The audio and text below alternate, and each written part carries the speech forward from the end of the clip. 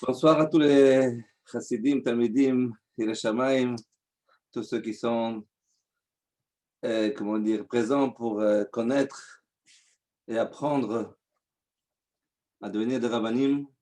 Je ne sais pas quelle folie vous prend, mais en tout cas, bienvenue, soyez les bienvenus dans le club de ces gens que nous sommes.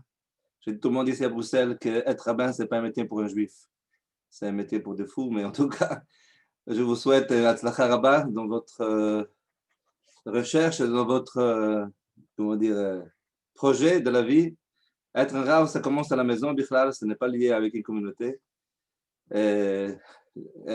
Comment dire, chacun à la maison, la raison pourquoi le rabbi a voulu que les chassidim tous aient une smicha avant de se marier, c'est pour au moins connaître comment gérer la maison, comment gérer la cachoute à la maison, qui ne fait pas que tout la lachot de Shulchan Aruch, en fait, on n'a pas été fait pour les usines, ils ont été faits pour les maisons. Donc, chez les religieux, chez ceux qui pratiquent la Torah Mitzvot et tous les Yanim de Svekot, arrivent à la maison. Et donc, c'est pour la maison qu'on doit être un rave. Pour soi-même, on doit être un rave. Pour connaître comment et où chercher le problème. Maintenant, on m'a demandé à moi de parler de mon expérience en tant que rave à Marchir, celui qui est dans l'Ercherim. Voilà, tout d'abord, je me présente, Rav Menachem Haddad. Peut-être vous connaissez, peut-être vous ne connaissez pas. Vaut mieux pas connaître. Mais en tout cas, ouais. Mais en tout cas, je suis le fils de Rav Haddad. Ça, c'est mon grand honneur. Rav Haddad, qui était le Rav échalier du Rabbi à Milan pendant 50 ans et qui était un des pionniers dans la cacheroute. D'ailleurs, le Rabbi lui a donné cette shlichut. Et pour donner un petit peu le background de notre dévotion à ce travail, qui n'est pas un, il faut être vraiment dévoué. Il y a des gens qui font de la cacheroute un business, mais ce n'est pas du tout un business. C'est une messurut nefesh, vraiment. Il n'y a pas de jour, il n'y a pas de nuit.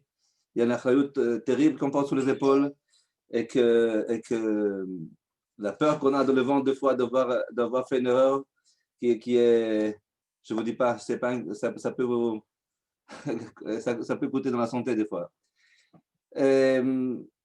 Mon père arrivait en 1961 à Milan avec ce devoir de s'occuper de la communauté Sfarad et aussi de s'occuper de la cacheroute de la ville. Mon père était déjà chochet, il parlait la langue, pas la langue, il parlait le français, mais en tout cas, il arrivait à apprendre la langue très vite. Baruch Hashem, il connaissait 9 langues.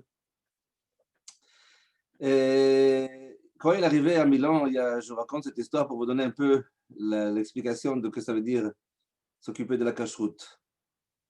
Quand il est arrivé à Milan, il y avait un club de juifs qui était simplement Taref. Ils se réunissaient tous les mercredis de la semaine pour aller jouer aux cartes, je ne sais pas comment ça s'appelle, ou d'autres jeux, Sheshbesh, les Saradim du Liban, jouer des jeux comme ça. Ils se réunissaient pour jouer, pour passer un temps avec les cartes et des choses comme ça, de Bitul Lazman Mouvrak.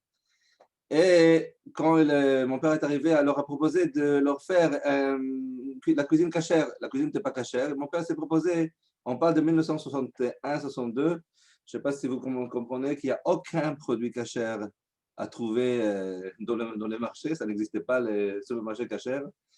Et donc, chacun devait faire ça chez soi à la maison. Et mon père était chochette. Et donc, il allait faire la shrita. Il a amené la viande, il a amené les poulets. Et il faisait tout ce qu'il fallait faire pour que ces gens aient un repas cachère pendant qu'ils étaient dans ce club. Donc, le mercredi, mon père se fatiguait, allait cacheriser la cuisine, il a tout acheté, tous les kelim. Il avait quelqu'un qui l'a aidé, évidemment. Mais après quelques temps, mon père s'est fatigué, il s'est posé la grande question, mais qu'est-ce que ça sert ce que je suis en train de faire? Je me fatigue. Ma mâche, une fatigue terrible. S'endormir, travailler, voyager, chercher les aliments cachers pour leur donner, ils n'apprécient même pas. Il dit, c'est ton problème, on va payer le même prix qu'on avait l'habitude, on ne va rien changer. Et c'est une question qui l'a perturbé, donc il a écrit au rabbi, et même pas seulement qu'il a écrit au rabbi, il était en Yichidut chez le rabbi, il a dit, mais quoi ça sert que je fasse ce travail-là si avant qu'ils viennent ici, ils ne mangeaient pas cachère, et après qu'ils sortent de là, ils ne mangeront pas cachère. Et quand il a demandé cette question au rabbi, est-ce que ça sert à quelque chose que je fatigue comme ça? Le rabbi a répondu, il s'est levé. Mon père raconte que le rabbi s'est levé de sa chaise, il a posé ses mains comme ça sur la table d'une façon comme ça, s'est levé envers mon père. Il a dit, tu n'as pas idée quel nachatouach tu provoques chez Akadosh Baruch Hu quand un juif il mange une fois de moins pas kasher, il fait une sec dans sa achilat de trefot avec une repas kasher. Quel nachatoua qui est dans le ciel, c'est une chose qui est nitzri, c'est pas quelque chose qui s'arrête. C'est pas parce qu'après il va continuer à manger pas kasher chez le juif, peut-être ça s'arrêter, mais chez Akadosh Baruch Hu, c'est une chose qui est nitzri. Et donc, il a amené aussi une raya de ça dans le Chod Shabbat. Donc, quelqu'un qui fait les averot behelem echad ou beshnei elamim qui a un FSEK et que ça change tout la mitzvot de la personne. Et donc, le fait qu'il a fait, qu'il t'a donné à une fois à manger kasher à un juif, ça, c'est ta shlichut la plus importante parce que tu n'as pas idée qu'est-ce que ça joue sur le nefesh de ce juif et quel nachatouach tu provoques chaque jour. Nous avons hérité de cette shlichut. Nous, les frères, les enfants de Hadad, nous sommes 4, nous sommes tous dans la cacheroute. Et donc, moi, je suis l'aîné, et donc, j'ai pris un peu la responsabilité dans tout ce qui se passe dans les fabrications de produits cachers. Alors, Rav Menachem Gez m'a demandé de parler de mon expérience en ce qui concerne Afiat Akum et Bishul Akum. C'est bien ça, oui? Les deux inanim, juste Afiat Akum, juste Bishul Akum. Tu peux prendre le micro? Concentré à Fradat qui va être bénéfique pour la classe. Ok. Je n'ai pas d'idée de ce que vous avez déjà étudié ou vous savez déjà. En tout cas, c'est sûr et certain que la vie dans les Bifalim n'est pas du tout la même chose qui se trouve dans la maison.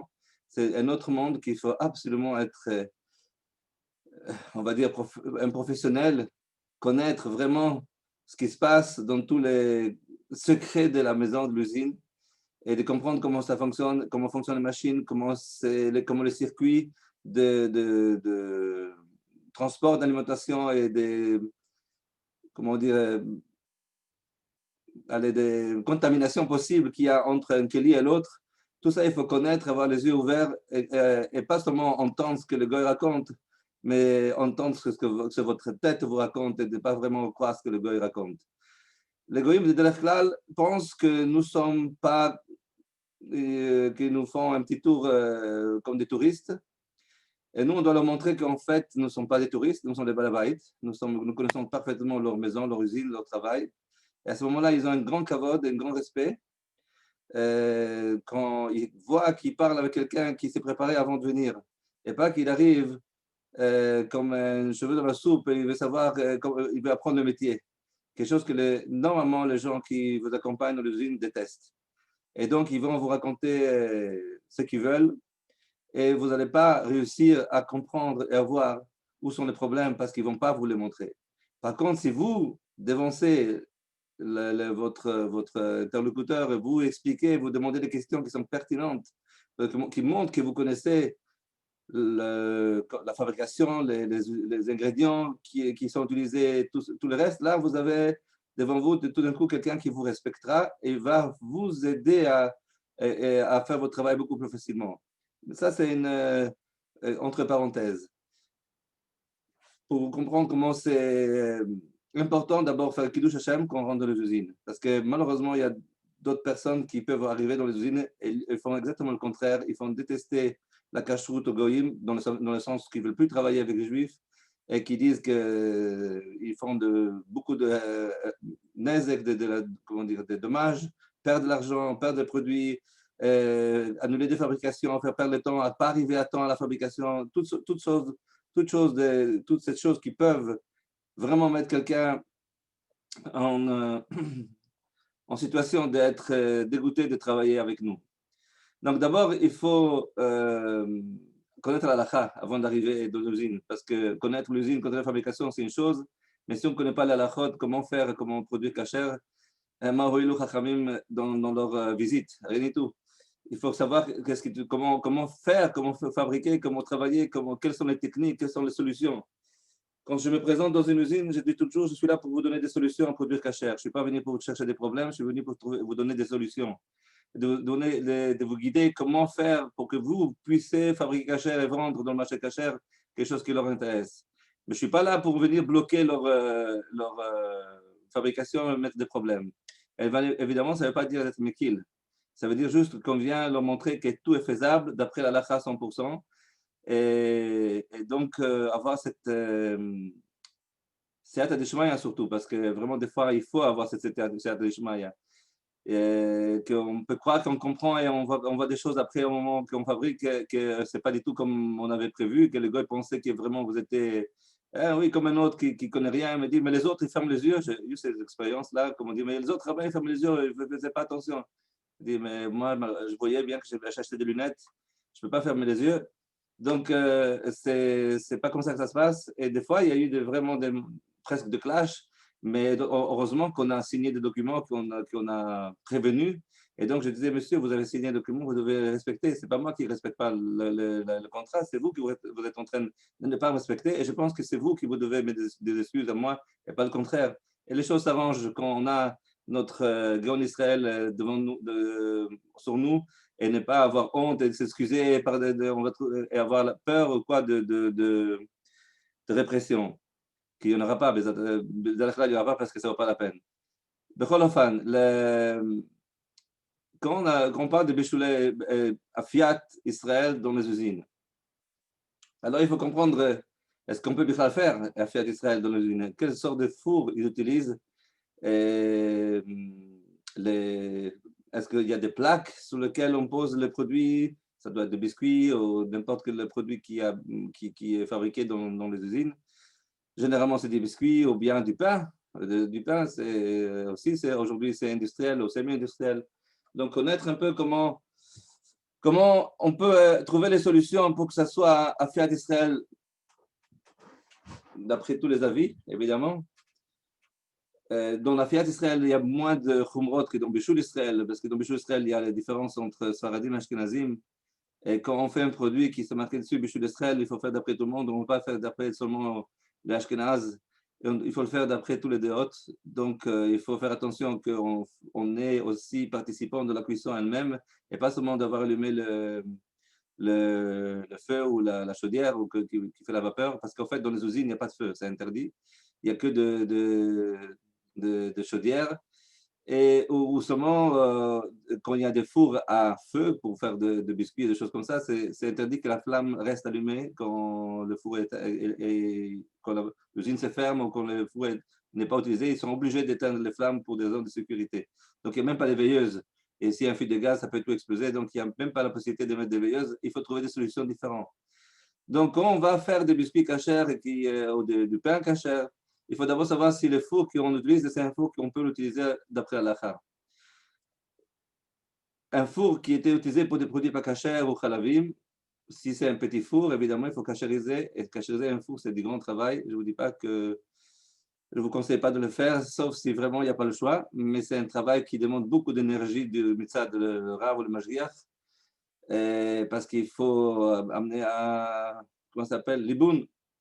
Et amener un liboun de four aujourd'hui, c'est pratiquement impossible parce que la matière ne devient pas rouge.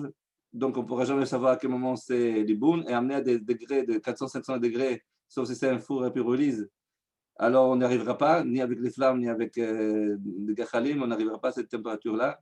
Donc, c'est un grand problème. Donc, à ce moment-là, il faut s'assurer qu'on a des fours qui ne sont pas, qui n'ont pas, sont pas devenus taref à des machalot asurat. Et donc qui ne sont pas devenus, qu'il n'y a pas ni recha ni zéa, qui peuvent être des problèmes de kashrut. Évidemment, pas tout le monde pense que recha miltahi, mais zéa c'est milta, c'est sûr. Si je vais expliquer, c'est la sueur ou la vapeur qui sort du produit quand on le cuit. Donc, mais ça a une certaine valeur d'après Halakha. Il y a même d'autres qui disent que c'est l'odeur. Si l'odeur reste d'un produit qui passait avant, ce qui passe dans le prochain produit, s'il y a une odeur, si on peut dire, ça veut dire l'odeur du poisson qui passait dans la viande, ça s'appelle Recha Miltahi. C'est quelque chose qui a une certaine impact ilchati. Dans les usines, ça n'existe pas. Parce que d'abord, ça s'appelle des tanorim gdolim. C'est des grands fours. Il n'y a pas de petits fours. C'est quoi un grand four, un petit four? C'est qu'il faut de 12 comment ça s'appelle, 12 CA, c'est la mesure qui s'appelle un petit four, c'est jusqu'à 12 CA, plus grand, c'est plus grand que ça. Aujourd'hui, tous les fours sont énormes, ils sont très grands. Et l'autre tenaille, c'est que ce ne soit pas un four qui est fermé. C'est-à-dire que si un four est fermé, qu'il n'y a pas de passage d'air, ça c'est un four qui demande une cachérisation. Mais s'il y a un four qui est foulash, mais qui est ouvert des deux côtés, dans le Chot Aruvot, c'est marqué clairement dans Koufret, je pense que la première halakha, il dit là-bas que si c'est un tanour foulash, on a le droit de cuire les dents sans même pas cachériser. Il faut évidemment être cachérisé l'endroit où le biscuit touche.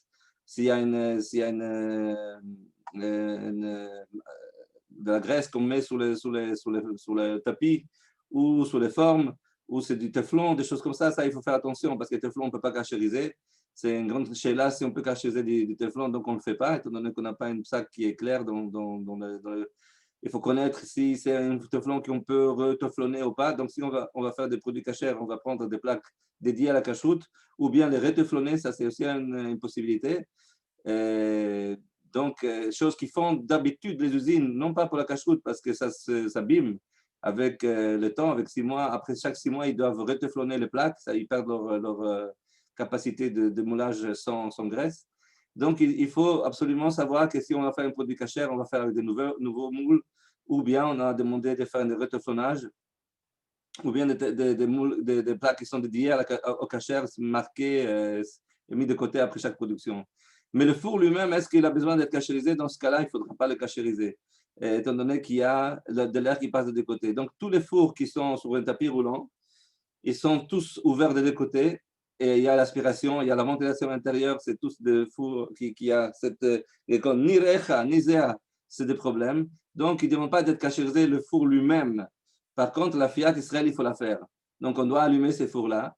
Et tant que le four est allumé, il n'y a pas de halakha qui nous impose de faire entrer le biscuit sur le tapis, de faire activer le tapis ou des choses comme ça, parce que ça, c'est que dans l'histoire de Bichoul, mais pas dans l'histoire de Afiat,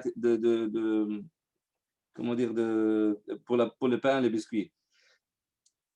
Je vois des amis dans les écrans, mais je salue Achar Ben Simon, et un vieux ami, et d'autres que ça fait très longtemps que je n'ai pas vu.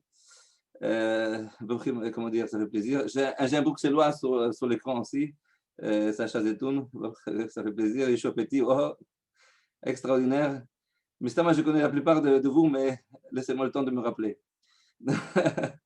Bezat Hashem. Donc, je reprends donc dans l'histoire de préparer une usine quand on fait de produits cachers. Alors, normalement, les usines ont des lignes dédiées pour des produits qui contiennent des allergènes ou pas. Donc, c'est quoi un allergène? Un allergène, c'est un produit qui peut avoir des noisettes ou d'autres ingrédients aussi. Par exemple, le lait, c'est un allergène, ou tout ce qui est dérivé du lait.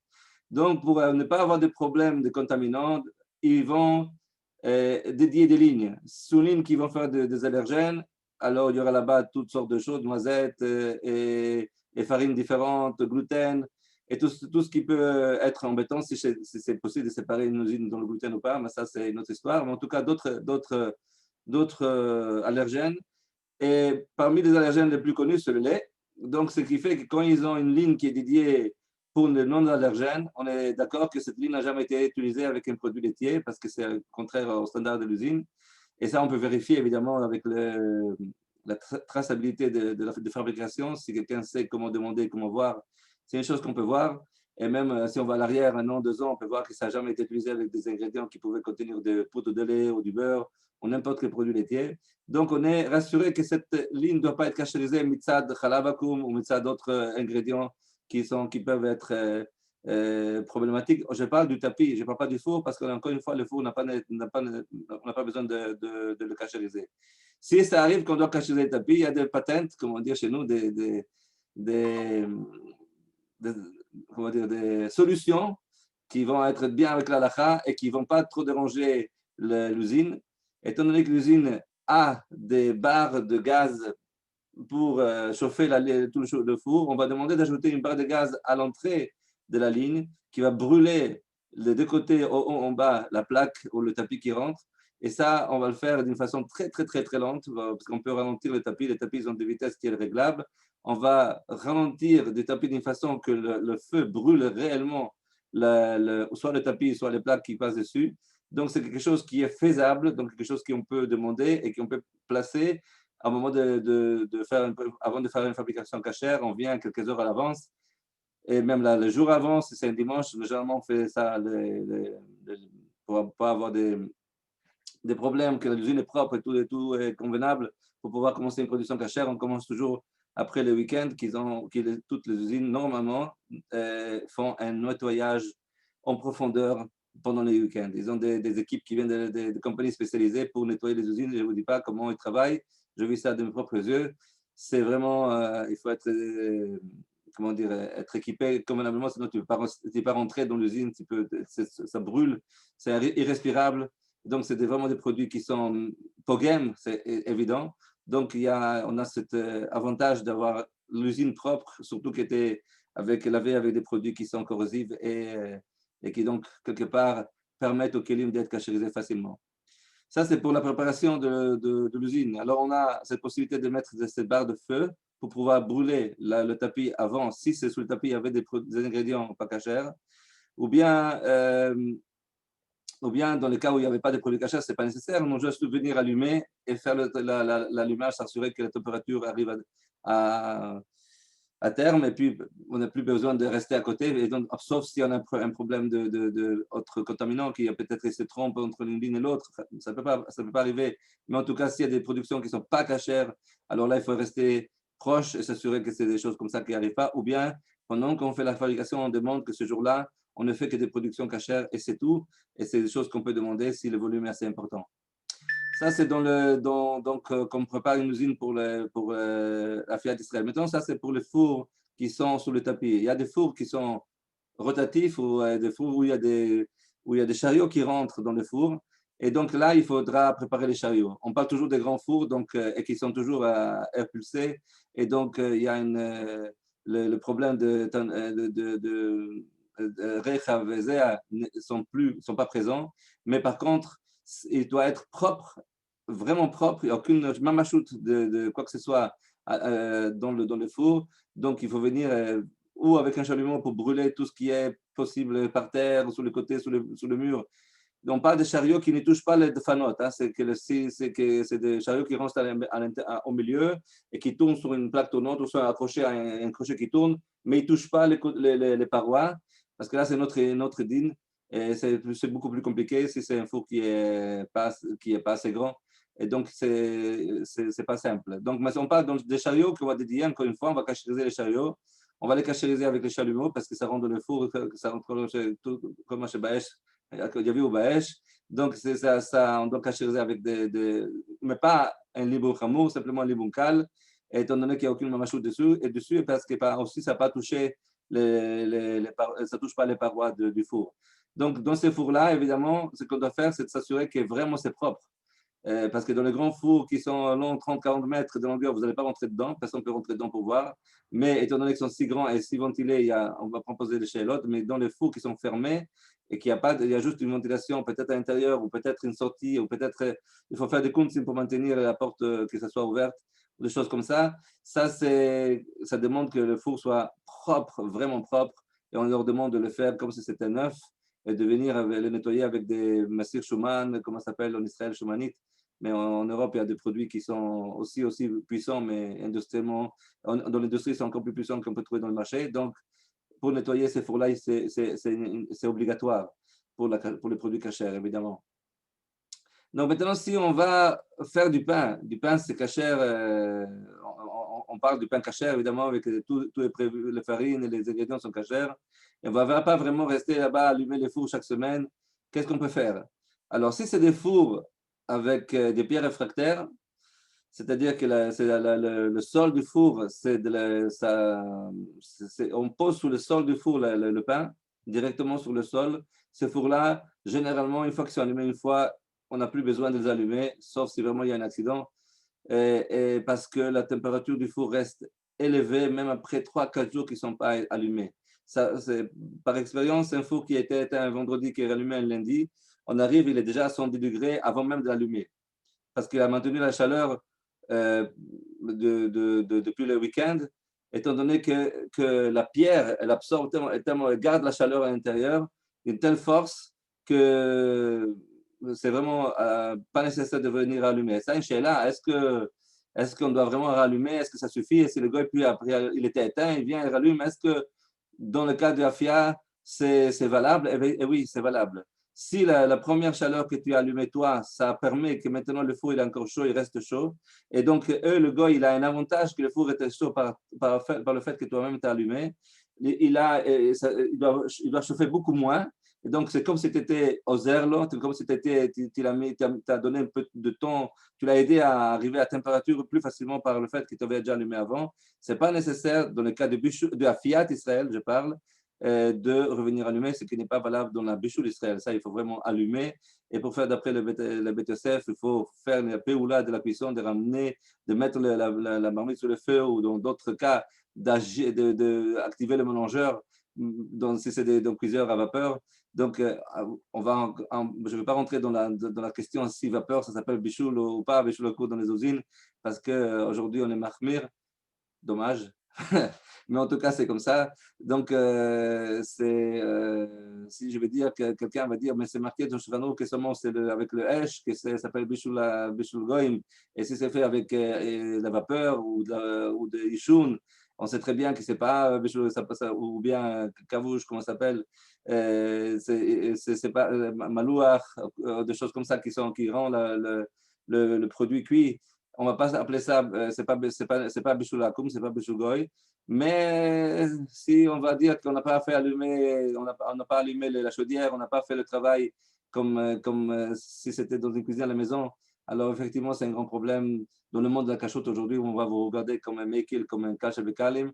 Donc, on ne va pas prendre ce risque parce que Tov Shem, Mishem Tov, c'est mieux d'avoir un bon renom qu'avoir du bon argent. Shemen, c'est l'argent. Donc, c'est faire attention à ne pas tomber dans le piège du Shemen, mais garder le Shem. Et donc, faire attention que dans ce domaine, on ne soit pas méquille. Et expliquer, si jamais c'est compliqué, c'est difficile, de dire oh, c'est pas possible, il n'y a pas de problème, on reste amis. Il n'y a aucune obligation de faire les choses si ce n'est pas d'après tous les hidurim. Si on arrive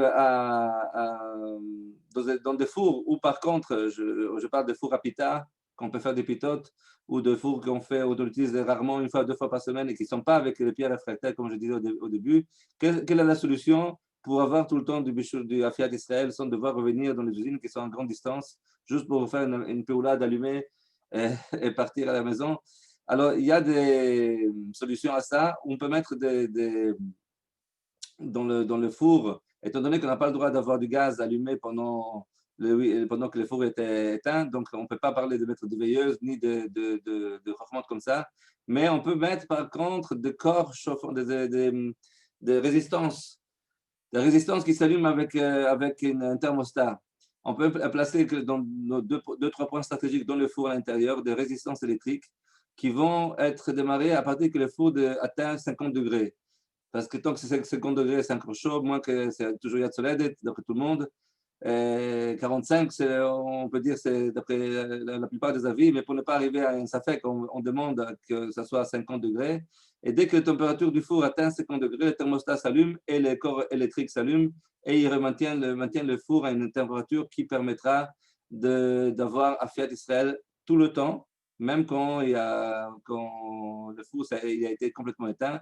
Évidemment, quand le four reprend sa chaleur, il s'éteint et donc ça n'interfère pas dans la fabrication du produit.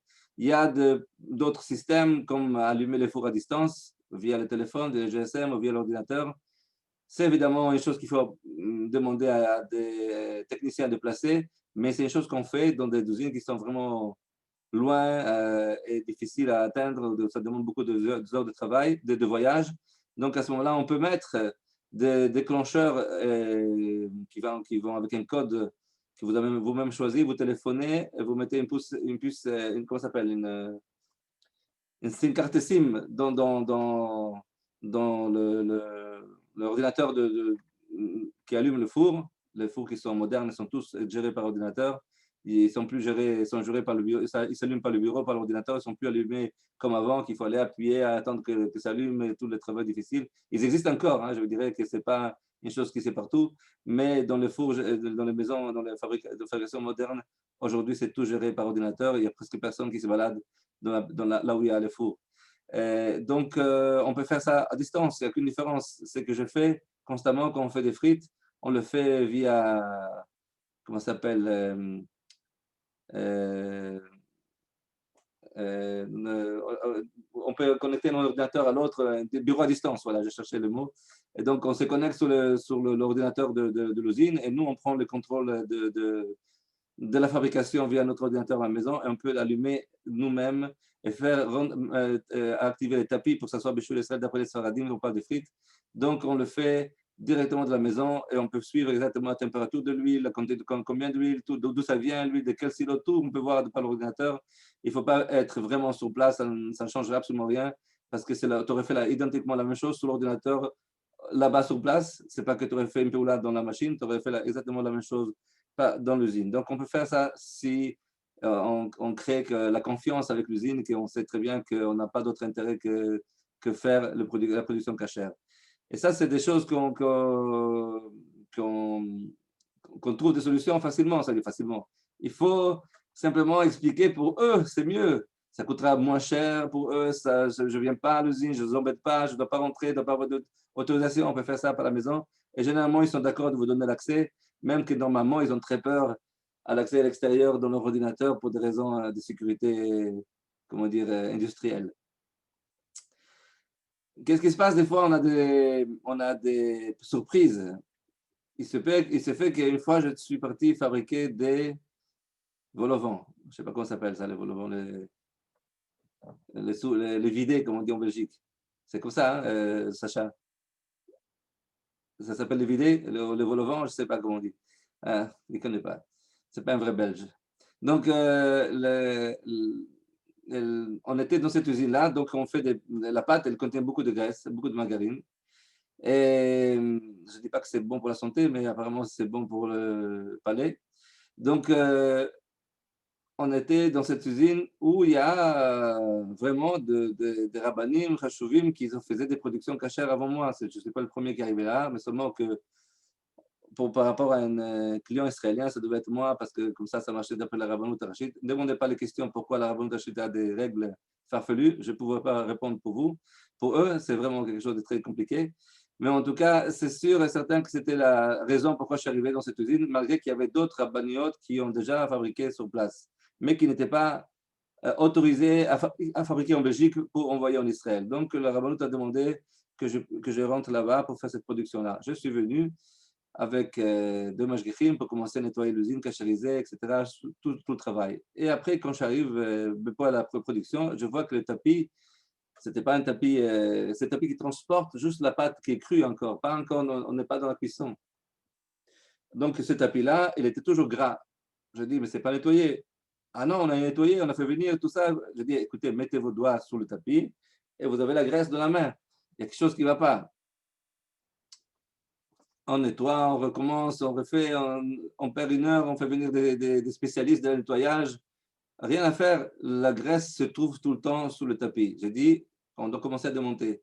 Si on ne fait pas ça, ce n'est pas grave, je rentre à la maison et vous dites à votre client qu'il n'y a pas de produit parce que moi, tant que ce n'est pas nettoyé, je ne peux pas commencer. Il y a ma machoute. On touche, je sens la graisse. En fait, quand je commence à chercher moi-même, parce que le goyim ne trouvait pas la solution, je commence à voir qu'il y a en fait le couteau qui coupe la pâte. Il y a un couteau qui coupe la pâte dans la taille qui va rentrer dans la lamineuse pour aplatir la pâte. Ce couteau-là rentre dans une boîte de sécurité pour ne pas être rassurant. Quelqu'un met la main dedans, il va partir avec les doigts ou la main. Donc, il y a une boîte qui est sécurisée qui protège le couteau de tout accès humain. Et donc, pendant que la pâte elle passe, et donc, ces couteaux rentrent, montent, descendent, montent, descendent. Je dis, mais vous avez nettoyé ces couteaux? Je dis, bien sûr qu'on a nettoyé les couteaux. Alors, renettoyez-le parce qu'il est plein de graisse. Il nettoie, il met le produit, tout de nouveau, nettoie et sèche, il recommence à faire marcher la machine, le couteau est plein de graisse. Je dis, ouvrez la boîte. On va appeler le technicien. On appelle le technicien, le patron était fou de rage. Je dis, écoutez, il y a un problème chez vous, pas chez moi. Vous avez pas, votre usine n'est pas propre. Si vous voulez, j'appelle comment ça s'appelle, l'hygiène, et vous allez voir qu'ils vont fermer votre cuisine parce que ça ne va pas du tout. Vous préférez que je le fasse, que j'appelle ou je fais moi-même?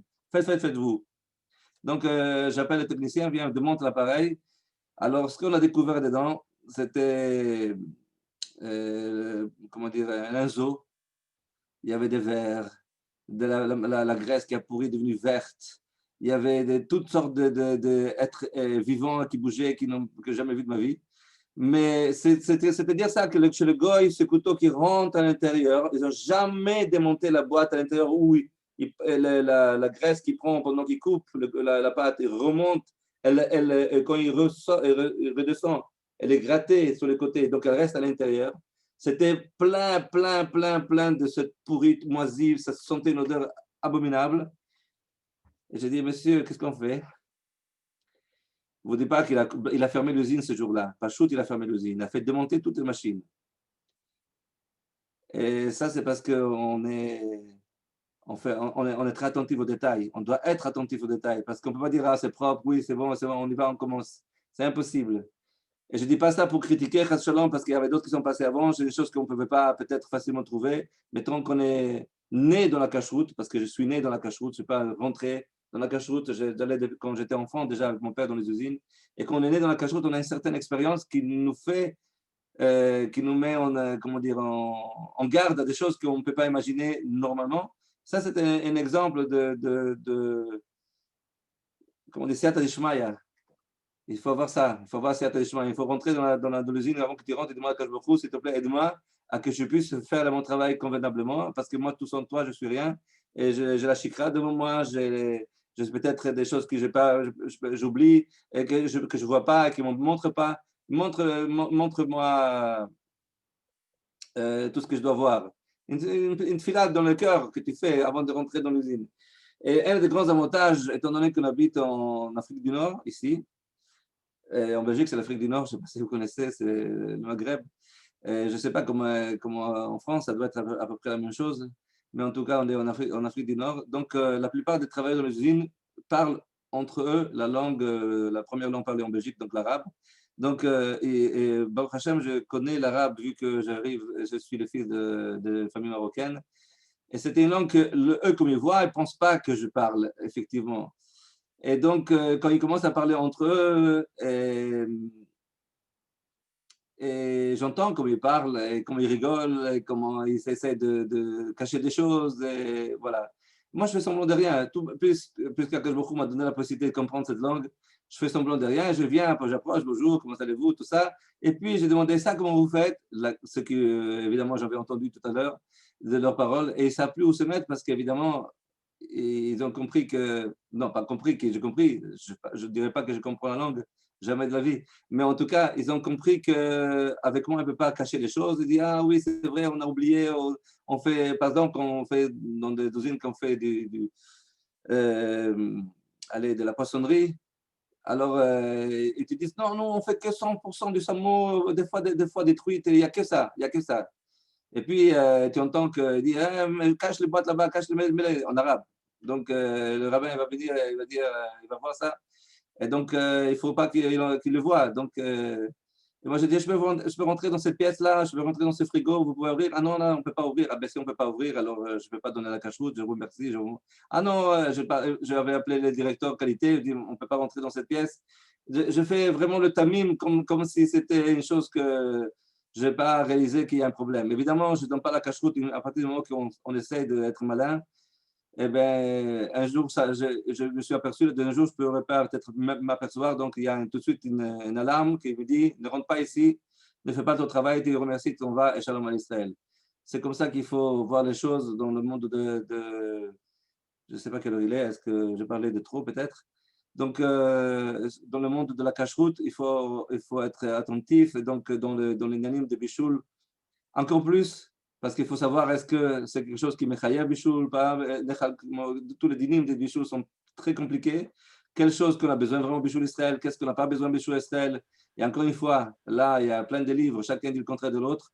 Donc, il faut savoir exactement qu'est-ce qu'on fait. Est-ce que le hummus en Israël, c'est la demande Bichoul Israël? Est-ce que le poshish en Israël, c'est. Est-ce que le maïs, il faut demander Bichoul Israël? Est-ce que le thon, les sardines, c'est Bichoul Israël?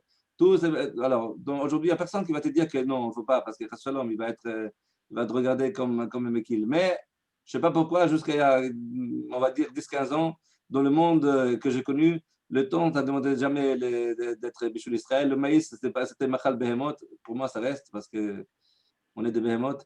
Donc, comment ça s'appelle? Behemoth, ok, Behemoth Ayinu Imach, comment c'est marqué. Donc, on est tous des Behemoth quelque part. Donc, Machal Behemoth, on ne doit pas avoir bichou d'Israël.